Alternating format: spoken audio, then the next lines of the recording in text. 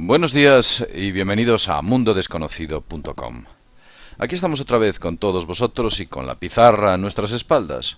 A petición popular vamos a seguir hablando del gran proyecto secreto.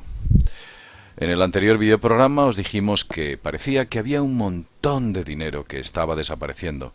Nadie sabía su destino. También dijimos en ese videoprograma que alguien se estaba haciendo con un acopio enorme y vasto de los recursos del oro a nivel planetario. Y también nos dijimos que ese proyecto estaba destinado a la construcción de enormes bóvedas y redes de túneles bajo tierra. Infraestructuras tal vez para salvar a una élite de algo que se acerca. También nos dijimos que esto es especulación. En ningún momento dijimos que era cierto, pero que parecía que había muchas señales que indicaban que la dirección era esta. Bueno, vamos a continuar hablando de este proyecto, de qué es lo que hay detrás, de qué parece que es lo que se avecina y cuáles son los signos. Veréis, uno de los aspectos más importantes de los que no hemos contado es que si realmente existiese un proyecto de esta naturaleza, tendría que tener una coordinación por parte de la más importante oligarquía mundial. Tendrían que saberlo políticos importantes, tendrían también que saberlo los hombres más poderosos del planeta, los financieros.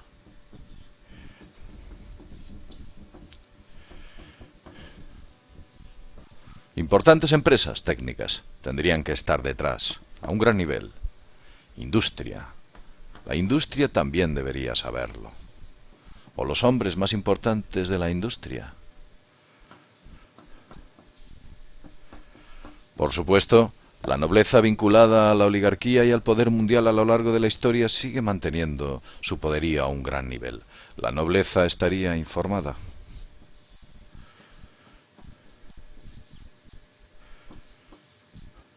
Estarían informados algunos importantes estamentos militares, los mayores y los más poderosos.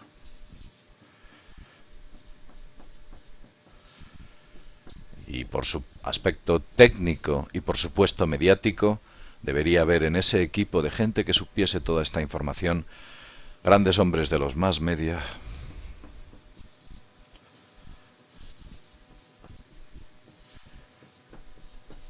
y científicos, por supuesto.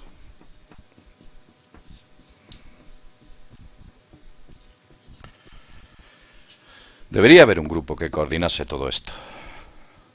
Hemos dicho que había dinero, que había oro, que había un proyecto y por supuesto necesita coordinación. ¿Sabéis si existe algún grupo en el mundo que a nivel secreto se reúna y que cumpla todos estos requisitos? ¿Conocéis alguno? Yo creo que muchos de vosotros estáis esbozando una sonrisa. Hay un grupo que cumple todos estos requisitos. Un grupo que se reúne anualmente en las distintas partes del mundo y cuyo nombre es el Club Bilderberg.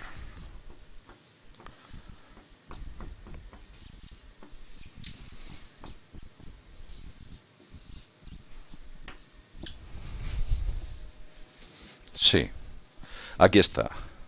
Aquí lo tenéis. Políticos, financieros, industria, nobleza, militares, más media y científicos. Incluso podría ir más lejos. Se reúnen anualmente en secreto, en el más absoluto de los secretos. Nadie sabe qué es lo que tratan. Aquellos hombres y mujeres que asisten no cuentan qué es lo que sucede en el interior de esas paredes donde se produce esas conversaciones. Es el Club Bilderberg. Tal vez este club forme parte del aparato para este gran proyecto. Tal vez aquellos que cuentan que se está produciendo una cosa dentro del Club Bilderberg no sea así, o sea en parte, o se les olvide este gran detalle, o este detalle se mantenga en el más absoluto de los secretos. Lo cierto es que si un proyecto de esta naturaleza se llevase a cabo, su secretismo debería ser total, y el número de personas que lo conociesen debería ser muy pequeño. Parte de la oligarquía que se salvaría en esos refugios. Pero vamos a ir más lejos. Hemos encontrado que tenemos coordinación política, dinero, financiación, proyecto. Lo tenemos todo. Incluso aspectos curiosos. Por ejemplo, si yo quisiera hacerme con todo el conocimiento, toda la música, todo el cine, todos los libros, todos los ficheros, todo aquello, si quisiera hacerme con el control digitalizado de toda esta información, ¿qué es lo que haría? Si yo tuviese el poder y tuviese una agencia que se dedicase a capturar este tipo de información, ¿a qué sitio o qué lugar hubiese capturado para hacerme con esta especie de arca de la alianza del conocimiento? Os lo voy a decir. Yo me haría con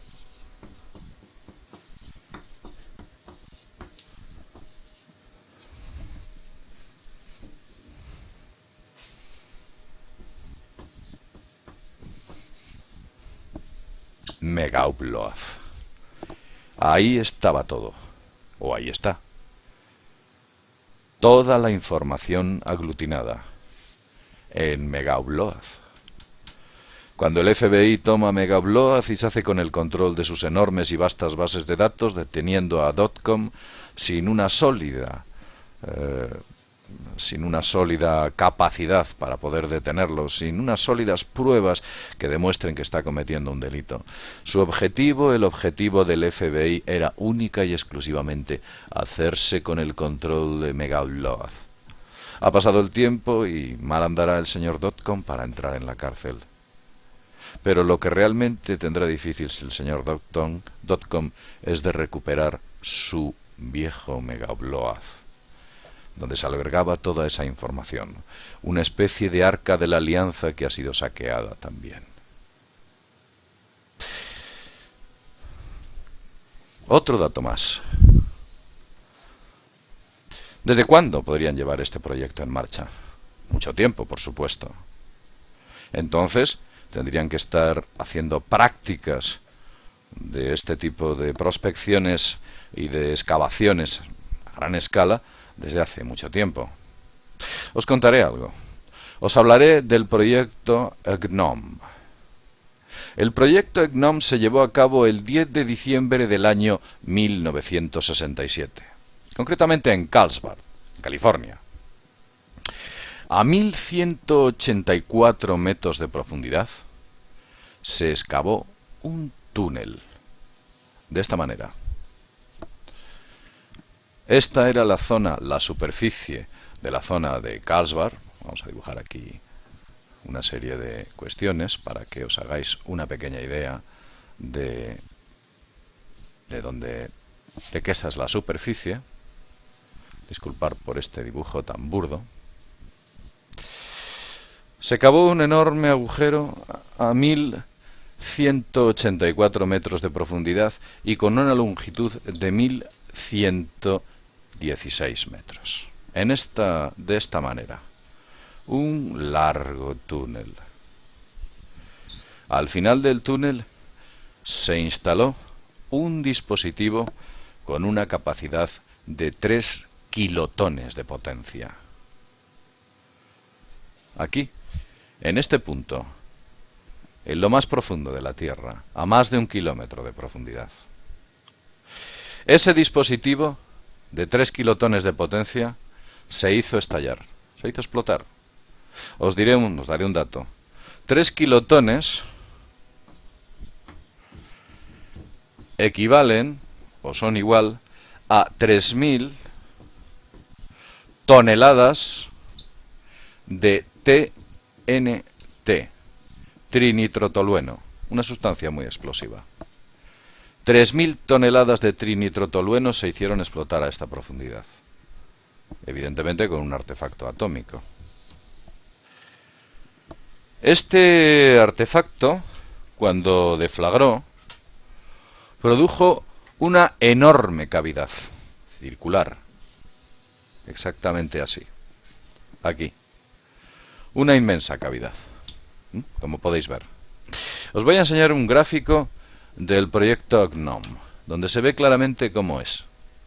Mirad, aquí se puede ver claramente el túnel vertical el túnel en horizontal y la cavidad en la parte inferior derecha, la cavidad que produjo. Lo estáis viendo, ¿verdad? Ese fue el proyecto GNOME. Y creó una bóveda en su interior, solo con 3 kilotones, de 170 metros de diámetro. Hay fotografías de la misma. Os pongo una. Esa es la cavidad que produjo el proyecto GNOME, que como ya he dicho detonó el 10 de diciembre de 1961. La foto no permite mantener una perspectiva de su tamaño, pero fue medido y medía 170 metros de diámetro, ni más ni menos la cavidad que produjo. Pudiéramos pensar que fue el único proyecto, que no ha habido más, que aquí lo dejaron y no decidieron continuar con ello. Y sin embargo no fue así. No. Ha habido muchos más. Os hablaré del proyecto Gasbury. El proyecto Gasbury, alegando, y siempre utilizan excusas peregrinas para llevar en marcha estos proyectos, alegando que pretendían estimular, fijar lo que utilizaron, estimular la extracción del gas natural. El 10 de diciembre del año 1967, un explosivo de 29 kilotones fue explotado o hecho detonar a una profundidad de 1.300 metros. Esto ocurrió en Nuevo México, en una zona llamada San Juan. Imaginaos, 29 kilotones, que es el equivalente a 29.000 toneladas de TNT. Este hecho se produjo. Esto no es una leyenda urbana. Mirad. Esta es la placa conmemorativa que recuerda tal acontecimiento. Aquí la estáis viendo. Es un paisaje, un prado, una zona y un punto en el cual hay una placa. Una pequeña placa. ¿Y qué es lo que pone esa placa? Pues pone lo siguiente. Habla del proyecto Gasbury, de cuándo se produjo y que detrás estuvo, entre otros, el Departamento de Energía de los Estados Unidos. Ahí lo tenéis. Pero vamos a continuar. Las cosas parece que no quedan ahí. Siguieron efectuando experimentos y evidentemente de estas cuestiones salieron a la luz porque de esto fue hace un montón de años. Hubo otro proyecto todavía más audaz. El proyecto Rulison. Este proyecto fue un sistema por el cual, en conjunción con el Departamento de Energía de los Estados Unidos y una empresa petrolífera, decidieron dedicarse a explotar bombas y bombas atómicas en el subsuelo. Llegaron a utilizar bombas. La primera explosión se produjo a 2.560 metros de profundidad. Y se utilizaron en el proyecto Rulison 40 kilotones, 40.000 toneladas de TNT. Como veis, esta gente va a más. La cosa funciona, empiezan con 3.000 toneladas, pasan a 29.000 toneladas y después utilizan 40.000 toneladas TNT. Y la profundidad se volvió mayor, llegando a situar ese artefacto explosivo a 2.560 metros de profundidad, concretamente en Rifle, Colorado. Y esto fue un hecho. De hecho, insisto, hicieron 2 explosiones al año durante un largo periodo, varias veces. Y en alguna de ellas utilizaron o llegaron a utilizar 100 kilotones de potencia. Imaginaos la inmensa bóveda que se produjo en el subsuelo. Evidentemente, al detonar el artefacto, cuando detona el artefacto, si esta es la superficie de la Tierra, cuando detona, o se produce la detonación, lo que hace es que, de alguna manera, se produce una solidificación de este área y la cimienta automáticamente. Debido a la fusión que genera sobre la propia roca o la superficie que hay en el interior. crea bóvedas, estos proyectos de explosiones, y hace mucho tiempo que llevan en ello. Pues ellos decían que era, pues también para buscar prospecciones petrolíferas. Utilizaban bombas atómicas y las utilizaron durante mucho tiempo, recordar, año 1977, y llegaron a utilizar 100 kilotones. Si con 3 kilotones hicieron una bóveda de 170 metros, imaginaos que con 100 kilotones la bóveda que llegarían a preparar. Muy perfeccionada después de los experimentos anteriores. Con lo cual nos damos cuenta que efectivamente se han estado haciendo prospecciones muy extrañas desde hace mucho tiempo. La idea desaparece en un momento dado de la historia y ya no se sabe más. Los medios de comunicación a callar. Pero en un momento dado, en el año 1977, sale a la luz un proyecto, medio en serio, medio en bromas, titulado Alternativa 3. Alternativa 3. Un proyecto que fue presentado públicamente, medio en serio, medio en bromas, por una cadena de televisión británica llamada Anglia, en un programa, en una serie de programas científicos. Se llamaba, disculpad, Alternativa 3, no por casualidad. Alternativa 3 hacía referencia a un posible cataclismo en la Tierra por el cual toda la vida del planeta desaparecía. Y había que coger parte de la especie humana y ponerla a salvo. Y la alternativa número 3, había la alternativa número 1, la alternativa número 2 y la número 3. La número 1 era una idea de explotar bombas nucleares en la atmósfera para crear una especie de escudo por el cual saliese, una especie de agujeros por el cual saliesen los gases carbónicos que estaban calentando el planeta, según ellos. La alternativa número 2 hacía referencia a reubicar, fijaos lo que digo, reubicar una parte de la población de la Tierra en profundas bases subterráneas para salvaguardarlas del cataclismo producido. Y la alternativa número 3, de la que hablaba el documental, que dicen que también se llevó a cabo, fue la de ubicar a gente del planeta Tierra en una base marciana, con una tecnología desconocida para entonces. El programa es de ciencia ficción, porque todos los actores, todas las personas que allí salen son actores. Pero al final de ese programa hay una curiosa y extraña filmación, si tenéis ocasión de verlo. Una filmación que no llega a durar un minuto, o un minuto y algo. Y en esa filmación aparecen unas escenas de lo que ellos denominan que es el planeta Marte. Ellos ya sabían que el planeta Marte era rojo. Si que hubieran querido hacer perfectamente esa, o de manera correcta, esa falsificación, hubieran pasado la toma al color rojo con un simple filtro. Y sin embargo, en esa grabación se puede ver como en el planeta Marte los cielos son azules. Es como si no estuviese falsificado, si nos hubiesen entregado parte de la información. La han fragmentado y te entregan un trocito. Es curioso, y recuerdo muy a menudo las declaraciones de Kennedy, sí, en las cuales él decía que lo más pernicioso para un Estado era el secreto, que se estaban llevando a cabo proyectos secretos, con vastos presupuestos, con un montón de recursos humanos, que no escatimaban en el dinero, y que había que parar todo esto, y que la sola idea de pensar en el secreto era repugnante, e incluso hacía referencias a Solón, un antiguo político romano, o griego, no recuerdo bien.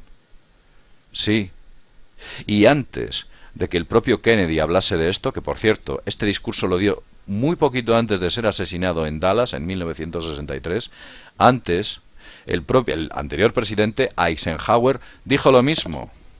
Estuvo hablando de que había que parar cierto tipo de actividades que se estaban llevando a cabo en secreto. Y Kennedy, poco antes de morir, tuvo una reunión secreta con Eisenhower, el anterior presidente, de la que hay testimonio y hay gente que dijo que salió de aquella reunión muy apesadumbrado. Algo sabían. Sabían que había un poder que se escondía y que se sentaba detrás del trono. Un poder que estaba por encima de ellos incluso. Un poder que estaba por encima de Kennedy y por supuesto está por encima de Obama. Y ese poder no solo en estos momentos sigue vigente, sino que todavía es mucho más poderoso. Y quizás uno de esos proyectos que está llevando a cabo con esos recursos económicos, ese oro, con esa coordinación política y con toda esa estrategia de captura de información, así como todas las pruebas que se llevaron a efecto, ese poder sigue ahí, está entre nosotros. El gran proyecto secreto. Esto es una hipótesis, una teoría, no afirmamos nada. Y sin embargo, quizás empecemos a ver cómo ciertos acontecimientos y ciertas cuestiones parece que tienen un grado de conexión con lo que estoy diciendo. Me habéis enviado algunos de vosotros correos, que ya de paso os diré que los leo todos, aunque muchos de ellos no los respondo porque no tengo tiempo físico. Me habéis enviado correos donde me dais o me hacéis extrañas declaraciones o curiosos acontecimientos que habéis tenido de cerca, cercanos, que más que anecdóticos parecen muy sospechosos, ligados a la idea que os estoy contando. Gente que lo ha vivido dentro del propio Estado español. Sí, cosas muy interesantes me estáis contando. Y os agradezco toda esa información que me enviáis, que la leo y la reviso. Bien, llevamos ya un buen rato hablando de este tema, de este misterioso tema, y creo que ya es momento de dejarlo aquí. Tal vez, si con el tiempo hay pruebas adicionales o nuevas cuestiones que se puedan añadir a esto, deberíamos hablar de ellas. Bien, y dicho lo cual, sin más, agradeceros que estéis ahí. Desde mundodesconocido.com nos vemos en el próximo videoprograma. Hasta pronto.